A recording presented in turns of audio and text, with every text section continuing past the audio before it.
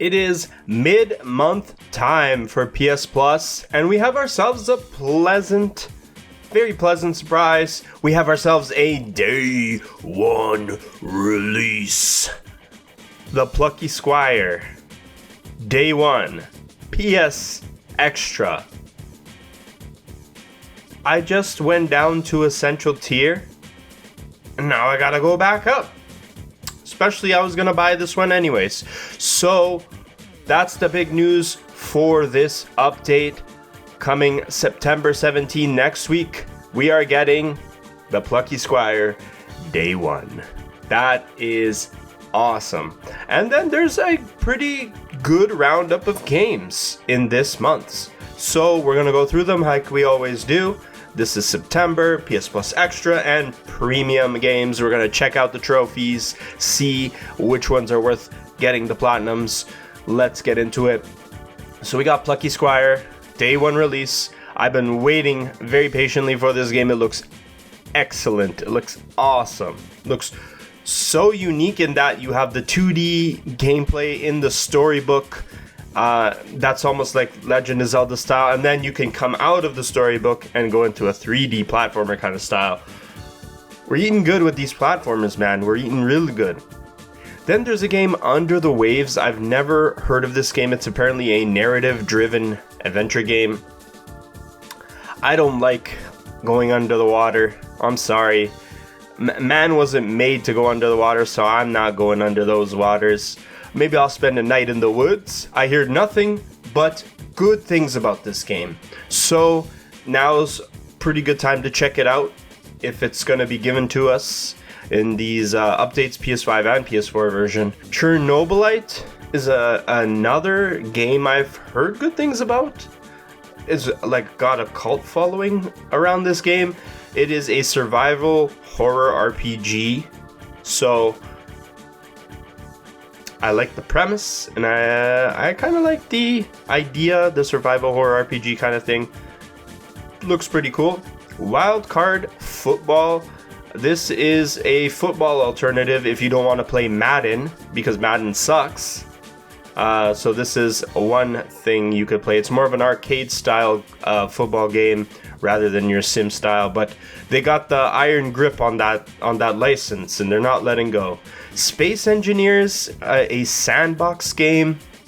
I'm not really into like these survival crafting sandbox style games, but if you are into that, maybe this is one you want to check out. Road 96. I know I am way behind on getting to this game, and there is a sequel for it, so I should get my ass in gear and play this, because I hear it's pretty unique in the sense that no one playthrough of this game is ever the same, because the elements of the game are rearranged, and there's plenty of new things that they throw at you. You can literally play this game like 5, 6, 7 times, and your playthrough will not be the same, aside from a few story elements that are like pivotal story elements. Apparently those are the same, but mostly you're gonna have a complete unique experience, which is interesting. There's a Ben 10 game on PS4, so if you got kids, this is for them. Although this is not the good Ben 10 version. This is the discount version. They cartoonified it when it looked fine before. So for the kids. And then Ubisoft has been adding a re-release of tons of games that have already been in PS Plus before. Here's another one, Far Cry 5. I tried this game, wasn't for me. I'm kind of sick of open world games, to be honest. That's why I've been kind of hesitant to go into this series, even though they do have great villains and they deserve to be checked out. Heading into the PlayStation Premium side of things, we got Pistol Whip. Very fun. I've gotten to try this game on PSVR2. One of my buddies has it. It's very fun. It's a good game. I really like it. Oh boy. I complained about size matters, and now I have to complain again about this one. I haven't played this one ever, but I hear bad things about it. But I played Size Matters, and I kind of enjoyed it. I was way too hard on it. Maybe I'm being way too hard on this. We'll find out. Secret Agent Clank is in the house for PSP release. Here's a game I've never heard of called Sky Gunner. It is a third-person combat flight simulator that came out on the PS2. I've never heard of this game before. And this next game, most people probably haven't heard about this unless they've seen the memes that are about it. We have Mister Mosquito. Yeah, this game is weird. It is weird. You're this mosquito character, and you're flying through Yamada-san's home. And even when his wife is taking a bath, you can fly through there and take a peek. This is a weird game, and what's even weirder is they have a bot for Mister Mosquito cameo in Astro Bot. What? This game is obscure as hell, and I don't understand it, and I might check it out of sheer morbid curiosity. But yeah, those are your games. When it comes to easiest game on the list, I will go through one of them, but it's gonna be Road 96. I will explain why it is that way. Now, most difficult in this, from what I was seeing from games that have a platinum, or we know how the platinum kind of run is, Night in the Woods has a ton of missable trophies, and it has a ton of playthroughs as well. We're going to get into that trophy guide as well.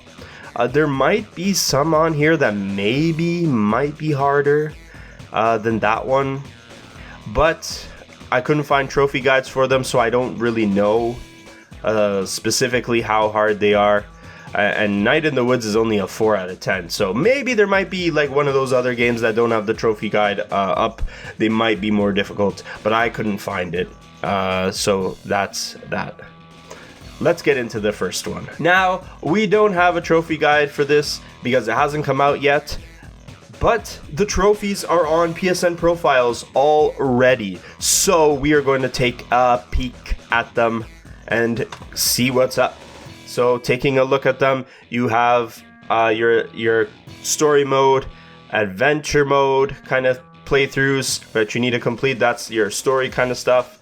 You got some stuff here like that are story related, like I've seen from the trailers. Defeat the honey badger in a boxing match. This is kind of like a ode to Punch Out, which is neat. So there's a bunch of that stuff in this trophy run. It only has how many trophies? It only has 21 trophies, so that means there's only 20 up for grabs if you exclude the platinum. And 2 of them are for collectibles. Rescue all glitch birds, there's 10 of them. Find all art scrolls, there's 50 of them. And then a lot of these are dedicated to story stuff. And there's a trophy here for finding an art scroll 1, a glitch bird 1, and some other stuff here, like that could be like kind of like miscellaneous stuff that maybe you could miss, or maybe they're like in the environment, like catch Flodio on your first try. I'm not sure what that is. Try jumping off the desk, worth a go. So there's environmental stuff like that. We won't know for sure how difficult this is going to be. I'm guessing this game is going to be a 3 out of 10. That's my prediction, just based on what I'm seeing here. I don't see anything that is kind of like pointing it to be a difficult trophy run. Nothing that's screaming, hey, watch out for this trophy. No, I think it's a casual 3 out of 10. Okay, so I was wrong. It's a 3 out of 10 for Night in the Woods, not a 4 out of 10. But still, I couldn't find anything else that was more difficult than this. And this has a ton of missable trophies to look out for. Some buggy stuff. I don't know if they've patched that yet or not, but this is 4 playthroughs of the game, 20 hours. So each playthrough itself is pretty short, Like your first go through is probably going to be around 6 to 7 hours. Then you'll do your next playthrough. You know what to do already, so it'll go a little bit quicker, kind of thing. But let's find out why there's 4 playthroughs. It says your first playthrough is dedicated to enjoying the game and getting most of the missable trophies. Okay, so you got like lots of missable trophies along the way. With the nature of this game, I imagine there'd be a lot of missable stuff because there's different variables to it. It's just the nature of the way the game plays.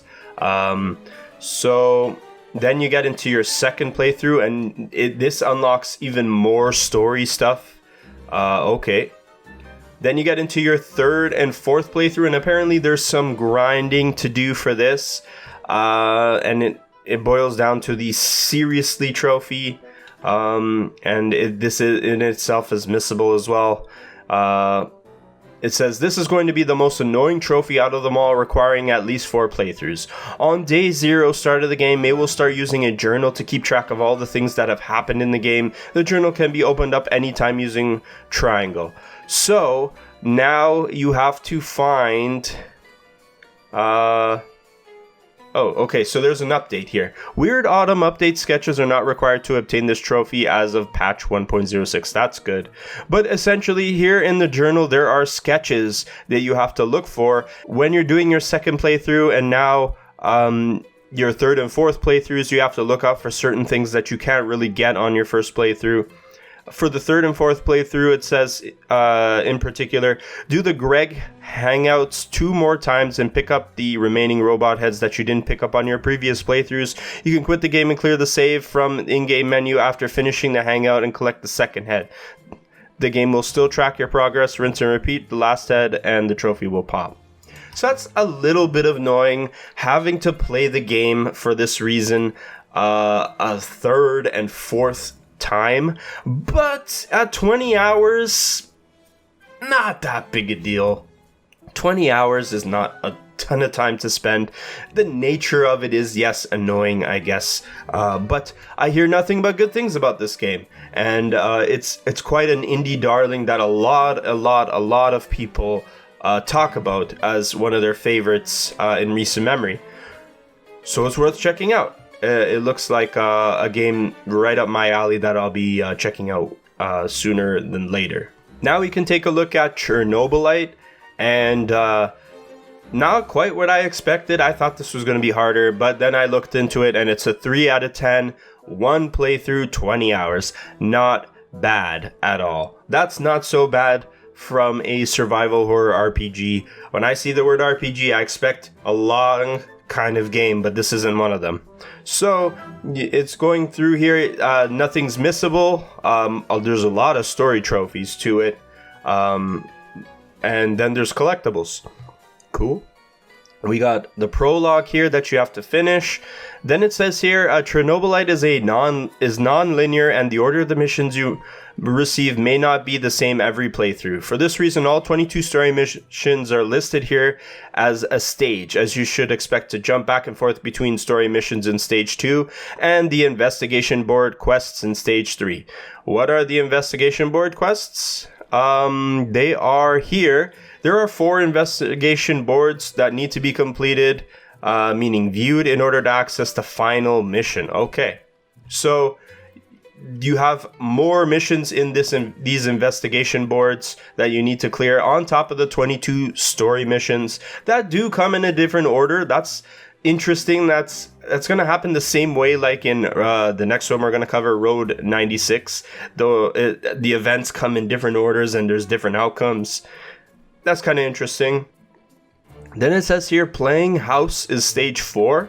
Much of this stage may have been completed while playing through the quests, but just in case you decided to forego most of the base building mechanics of the game, you will need to complete the tasks here. So it has a base building part to it as well. And then it says finish it. This is where you get to your final quest of the game that you needed to complete the board investigations for. You needed to complete those 4, and that will get you to the final quest that reaches Oh, but it says here reach one of the game's endings. Maybe, then again, the stage also says finish the final quest. So maybe you could get this trophy just by completing the game without completing the board investigations. But I guess since you did it anyways for the trophy, you're going to end up getting the true ending to this game. A little information on it. Welcome to the exclusion zone. If you've played games like Stalker, you will be immediately familiar with the premise of the game, only this one has a slight twist. One that deals in space and time. Interesting. So, it's like Stalker. If you like Stalker, I guess this is going to be very familiar for you. I kind of shy away from those types of games. They're a little hardcore for me. Even though I see this one's a 3 out of 10 casual difficulty, but not quite my thing. But if you do like Stalker, then this looks like it's going to be for you. Now we have Road 96, which I did say is the easiest one of them all. And there are missable trophies, sure, but the playthrough is only like 7 hours or so. And you can just start a new one, and the order of the things will come, and you'll be able to get those trophies again.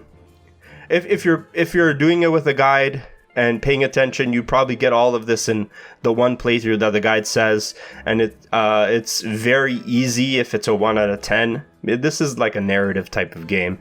And one thing to note is all the trophies are gold. All gold. So if you're looking for a game that has gold trophies, so you can boost your count a little bit, this is a good one to do. Not hard at all. I think a lot of these are story related, so I don't really want to get too into it. But all in all, if you just follow the guide, you'll be able to get them all. It doesn't seem like it's rocket science. A 1 out of 10 is about right. Wow, my voice is really... Still sick. Yeah, I'm still dealing with this crap. Hopefully this water helps me get through this last one. Get a quick swig in. Oh yeah. Okay. Far Cry 5. You know what it is. It's a Ubisoft game.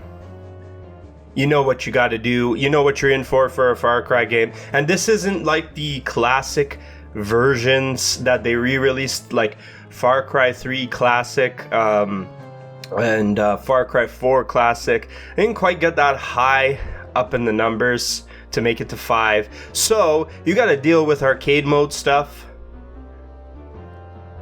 which is online related. It's connected to online servers, so there is online trophies you have to deal with, and it does look more substantial than most games where Ubisoft kind of shoves in some online stuff. Like, it's certainly more than Watch Dogs games. There's a lot more going on. It says here, reach level 20 in arcade. Kill 100 enemies in arcade multiplayer maps. Win 10 featured maps in multiplayer. Successfully complete 10 featured arcade maps, solo or co-op, arcade only. Play the arcade mode 5 times. So you got some that you need to do on top of your kind of usual stuff that you find in these games. Like here, you have your story trophies. Then you got lots of activities to do. Liberate 5 locations from projects at Eden's Gate. So you got locations like bases and stuff like that. You got crafting, craft 25 recipes. You got some miscellaneous stuff here. Ghost kill. Perform a headshot kill with any bow or rifle on any cultist more than 150 meters away. That's campaign only. So some of these do have a restriction of campaign only. Some of them you can do co-op. So there is a little bit of restriction on some of this stuff. Let's take a look at some of the silvers. Close and personal. Perform 25 close combat takedown kills. Survivalist. Purchase half of the perks available you get it. You know what you're in for when you get a Ubisoft game. The shit hasn't really changed much in years. Even Star Wars Outlaws try to change it up, but it's really a Ubisoft game at heart with a lot of activities and stuff like that. You know what you're in for when you get into these things. You have to love the genre and just enjoy playing these open world type games. And like when it comes to Far Cry 5 and the Far Cry series, the good thing about these is that they're always a lot shorter than some of the other ones they put out. Like you're talking about Assassin's Creed, like 25 hours compared to like 80, 90, 100 hours.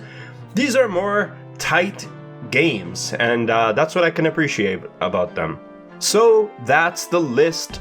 I'm definitely checking out the Plucky Squire for sure, and if I'm gonna re-up my PS Plus, I'm definitely gonna check out Night in the Woods now. It's time to see what everybody's saying about that game. As for a third game on the list, so I guess we're checking out Secret Agent Clank 2. Didn't come out in time to make it for a special video that I'm working on, so that sucks for that game, but Size Matters did. But I hope you enjoyed that video. It's a long one when it finally drops. I'm also working on Astro Bot as well. That's going to come out soon. Platinum Hunters and that jazz. Let me know down in the comment section which games you're going to check out from this month. And subscribe to the Platinum XPerience for more videos like this. I hope all your trophy hunting expeditions inside and outside of a storybook go incredibly well, and peace out.